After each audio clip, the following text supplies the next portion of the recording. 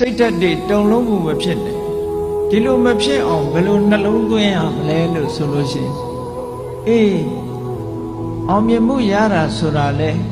ထာဝရမဟုတ်ဘူးအောင်မြင်မှုမရဘူးဆိုတာလေထာဝရမဟုတ်ဘူးလောကကြီးမှာဘယ်အရာမှတည်မြဲတာမဟုတ်ဘူးဆိုတဲ့အတွေးလေးကအခြေခံပြီးတဲ့အခါမှာကိုယ်စိတ်ဓာတ်ကိုရင့်ကျက်အောင်ကြိုးစားယူပါအဲ့ဒီအတွေးလေးကတာမန်ကြည့်လိုက်မယ်ဆိုလို့ရှိရင်ဘာမှမထူးဆန်းမှုလို့အောင်းမိတ်သို့သောအဲ့ဒီအတွေးနဲ့တွေးလိုက်လို့ရှိရင်ဆိုးဆိုးဝါးဝါဖြစ်မသွားတာသိကြလက်ဆောင်ဘုရားကိုယ်တိုင်ကိုယ်ကလာဘဆိုတဲ့လောကရန်ကြောင့်လည်းစိတ်ဓာတ်တက်မသွားဘူးသိအားတက်တဲ့ရောမောက်မာမှုတွေအောက်ခြေလွတ်သွားတာတွေမဖြစ်ဘူးဘာဖြစ်လို့တော့သူကတွေးတယ်